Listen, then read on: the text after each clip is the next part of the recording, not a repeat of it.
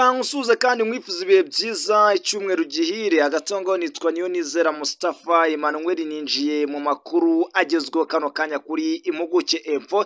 Hanyuma amwe mu makuru tugiye kugarukaho ndakubwira ko FARDC yijeje ko igiye kwirinda gutera AFC 23 yemeye kuva muri Warikare. Iyi nkuru ndaza kugaruka mu buryo burambanye. Ingabo za Uganda zisha abarwanyi 142 b'umutwe wa Codeco muri iyi minsi ibiri. Ese bimeze bite? Turabigaruka mu buryo burambanye. Kandi mandi makunda aza gusimbukira ku nkuru ivuga ko yanze ko amaraso ye anyobwa n'imbwa. Abanyamurenge basezeye kuri Colonel Makanika mu cyubahiro. Iyi nkuru ndayigarukaho mu buryo burambuye. Muri rusange nitwa Niyonizera Mustafa Emmanuel, ninjye uri kumva ngaha kuri Impuguke Info. Hanyuma kandi icyo nakwibutsa nuko mu biganiro n'amakuru byacu tubana n'uruganda rw'Isaro. Ni uruganda rero rukora kawunga y'Isaro, rukorera kawunga yo mu karere ka Rulindo. Dore ko na kawunga hawe icyemezo cy'ubuziranenge n'ikigo gitsura ubuziranenge mu Rwanda, Rwanda Standard Board, n'ikigo gishinzwe imiti n'ibiribwa mu Rwanda FDA. Hanyuma ushaka kuyirangura wanyarukira mu karere ka Rulindo, murenge wa Kisaro, cyangwa se ukabahamagara kuri 0788361468. Nawe kandi ushaka iyo kurya jya mu iduka rikwegera ubaza kawunga y'Isaro, urayibona neza cyane. Hanyuma kandi wowe ushaka kumenyekanisha ibikorwa byawe, vugisha Impuguke Info, hanyuma ibikorwa byawe bibe byagenda bihabwa agaciro mu bigano n'amakuru dutambutsa.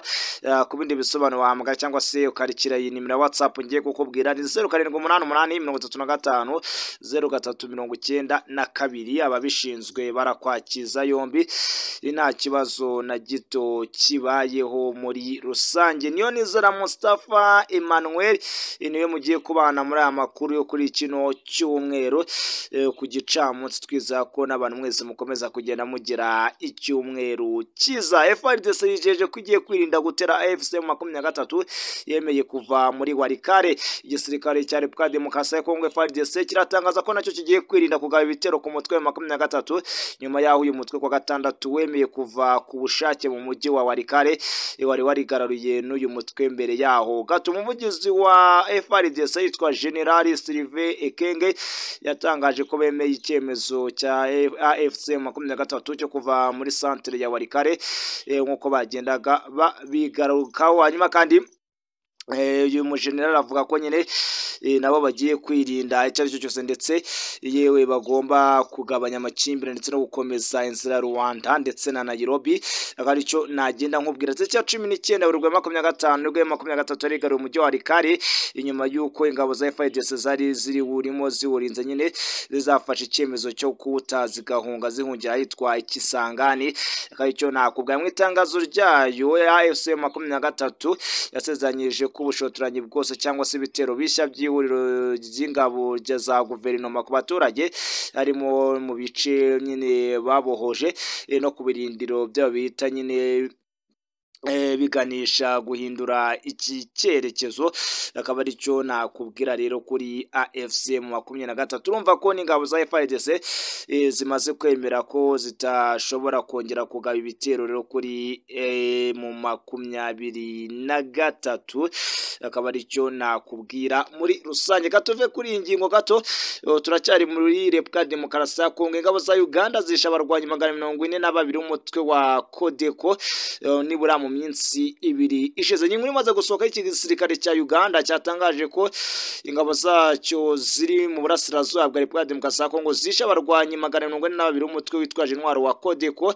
Rero uri mu mirwano kabisa yahuje ingabo nyine za Uganda ndetse n'uyu mutwe wa Codeco muri iyi minsi ibiri itambutse. Mu itangazo ry'igisirikare cya Uganda UPDF rigaragaza ko abarwanyi ba Codeco bari mu birindiro nyine byacyo giherereye mu gace kitwa Fataki mu burasirazuba bwa Repubulika Demokarasi ya Kongo. N'imirwano yabaye kwa 18 na 19 Werurwe 2025 yasize uwo mutwe ugize ibikomere byinshi, aho ndetse bivuga ko nibura abarwanyi bayo bakomeza cyane abandi baricwa, aho nyine cya 18 Werurwe 2025 hishwe nibura abarwanyi 31 gisirikare mu gihe umunsi wakurikiyeho hishwe abagera kuri 211 akaba aricyo wamenya. UPDF yatangaje ko ku ruhande rwayo hishwe umusirikare umwe abandi 4 bagakomereka ndetse nyine abakomeretse bose bajyanwa muri Uganda ngo bahabwe ubuvuzi bwisumbuyeho nyine kuko bagomba guhita batabarwa nyine ubuzima bwabo vuba muri rusange. Cyamenye ingabo za Uganda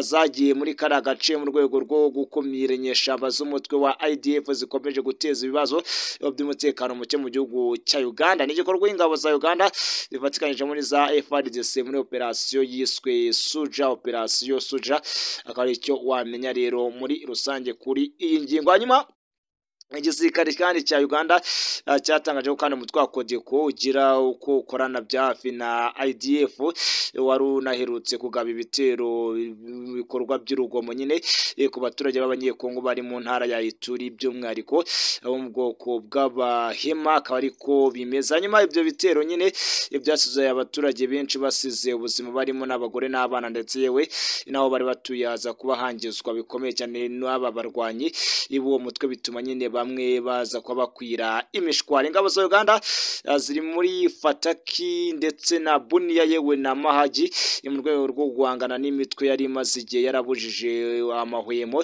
igihugu cyabo binyuze mu bitero bya hato na hato bayigabaho muri rusange. Izo ngabo kandi zitezweho kugabanya umubare w'impunzi aho ibihumbi nyine by'abaturage byaturukaga mu bice bitandukanye byo muri Burasirazuba bwa Repubulika Demokarasi ya Kongo ndetse we bikavuga ko nyine impamvu zagendaga zihujyayo ziriya mpunzi ari ukubera umutekano muke nyine ubarizwa muri Repubulika Demokarasi ya Kongo aho nyine bajya gushakira ubuhungiro mu gihugu cya Uganda akaba aricyo nakubwira kuri iyi ngingo. Hanyuma reka tuve kuri iyi ngingo n'ubundi turacyari muri Repubulika Demokarasi ya Kongo turebe andi makuru ari kugenda avugwayo muri rusange muri kiriya gihugu cya Repubulika Demokarasi ya Kongo.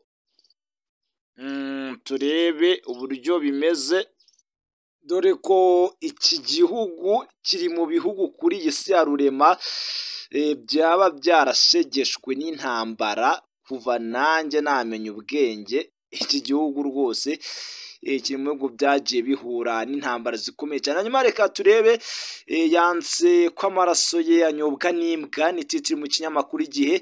Abanyamurenge basezeye kuri Brigadier General Makanika mu cyubahiro aho amarira yari menshi n'agahinda kari kose mu bikorwa byo kwizihiza kuba nyine harimo kwizihiza ubuzima bwa Brigadier General Rukundwa Michel uzwi nka Makanika wari umuyobozi w'umutwe wa Twirwaneho ugamije kurengera abanyamurenge batotezwa na leta ya Repubulika Demokarasi ya Kongo. Hanyuma ni igikorwa cyabaye rero kwa 22/25 kuri wa gatandatu mu Bwongereza aho nyine abanyamurenge bari baturutse mu bice bitandukanye bari baje kwifatanya n'umuryango w'uyu musirikare berutse kwicwa arashwe n'ihuriro ry'ingabo za Repubulika Demokarasi ya Kongo.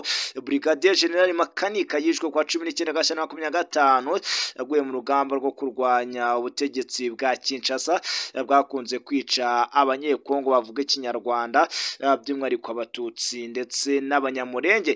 Pasiteri Aimable wabanye na Brigadier General Makanika mu gisirikare yagarutse ku mubano wabo bagaragaza ko uyu musirikare nyine watabarutse yamuhaye inka ubugira kabiri. Muri rusange akaba aricyo wamenya. Nyuma kandi Pasiteri Aimable yakomeje avuga ko kuva nyine ahantu heza rugo ukajya mu byaro nabyo rwose ukajya kwambara inkweto z'intambara ati rwose Colonel Makanika yari umuntu wagombaga kuba yarakomeje kugenda aharanira uburenganzira kabisa. Akaba agiye ko yagendaga atangaza ashimiye kandi Makanika mu buryo yaje kuza kuba ahuza abanyamurenge ndetse agatoza abana. Uyu munsi Twirwaneho ikaba imaze kugera ahashimishije akaba yaragendaga uyu mupasiteri avuga ati apfuye ari intwari ati nicyo rwose twazagenda tumwibukira. Umwe mu bagore bo mu muryango wa Brigadier General Makanika nawe yagaragaje ko ubutwari bw'uyu musirikare bwaba nyine bwararwaniye nibura bari abavandimwe kandi nyine akabifatanya no kuba umukiristu, akaba ari cyo nagenda nkubwa. Nyuma kandi undi mugabo nawe wabanye mu gisirikare na Brigadier General Makanika yamushimiye umuhati we muri rusange, akaba ari cyo wagenda myavuze ko kuba Colonel Brigadier Makanika rero icyo wamenya nuko yarayimiye guta icyubahiro cya nyuma no gusiga ipeti ryari afite mu gisirikare cya FARDC, kandi riri hejuru akaza nyine kugira ngo agende agiye gushaka uburyo ki abaje kuba bahohoterwa nyine basubirana nibura ubuzima bwabo. Ukamubona ko bagendaga rwose avuga ko Colonel Makanika ni Brigadier General Makanika musori yari umuntu w'igiciro kinini cyane muri rusange. Hanyuma bakomeje bahumuriza abanyamurenge ndetse babwira ko nyine nubwo bari mu marayo kubura Brigadier General Makanika ariko nyine kuri durande bagomba kumva ko babonye intwari muri rusange, kandi icyo wagenda umenya. Hanyuma nka Colonel witwa turebe ahubwo Pasiteri Manase we yavuze ko Brigadier General Makanika yakoze ibyo yasabwaga mu gihe nyine cye muri rusange abikora kandi bitamutunguye ku buryo ari ibintu nyine yagombaga kuba yashimirwa iteka muri rusange. Agacyo bamenya nyuma uyu mupasiteri yavuze ko Brigadier Makanika yarwaniye Repubulika Demokarasi ya Kongo ariko nyine imwanga mu nda kubwo kubona bene wabo bicwa umunsi kundi yemeza gusezera, akaba ari cyo wamenya muri rusange. Nyuma icyo wamenya kandi no kugeza ubu ngubu M23 yamaze kuba yifatanya na AFC ndetse nyine uyu mutwe ukaba ukomeje gutsinda ihuriro ry'ingabo za Repubulika Demokarasi ya Kongo. Hanyuma kuva mu myaka nyine y'umwaduko w'abakoroni abanyamurenge bakomeje kuvutswa uburenganzira ku gihugu cyabo, harimo n'uburenganzira bwo kubaho. Ubwicanyi butaziguye bwatangiye kubakorerwa guhera mu 1964 mu gihe cy'intambara izwi nk'iya Murere muri rusange. Nyuma y'agahenge nyine ubu bwicanyi bwaje gukomeza mu 1996-97-98 guherera muri Mata 2017 ubwicanyi bwafashe indi ntera, akaba ari cyo nakubwira rero muri rusange kuri iyi ngingo. Ni Brigadier General Makanika aje kuza kuba asezerwaho hariya mu Bwongereza nyine asezerwaho bwa nyuma, akaba ari cyo nakubwira rero muri rusange kuri iyi ngingo. Ubwo tunavuga tuti Imana imuhiruko ridashira, akaba ari cyo nagenda mvuga. Nanga nsoreje amakuru aragezweho, mbashimire cyane bumwe wese twabanye. Agatongo nitwa Niyonizera Mustafa Emmanuel, kankubwire ni ukomeza kugira ibihe byiza no kuri Impuguke Info. Turakomeza kugenda tubana, turaza gusura amasaha ari imbere mu yandi makuru azakuza kuba agezwe. Agatongo muze kugira icyumweru gihire, Imana kandi ikomeze kugenda ibaturindira. Hasta la vista, turaza gusubira amasaha ari imbere mu yandi makuru azakuza kuba agezwe. Ibihe byiza. Isaro Maize Flour, iyi ni akawunga nimero ya mbere abayiteguriye ku mafunguro bayikurira ingofero.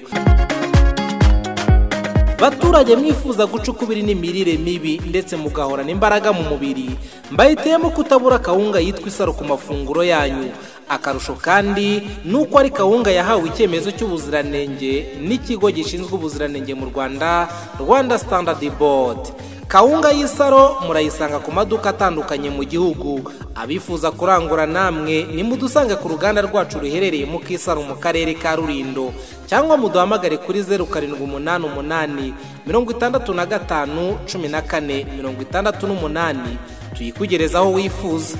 Isaro Maize Flour, umwimerere w'ibigori by'iwacu.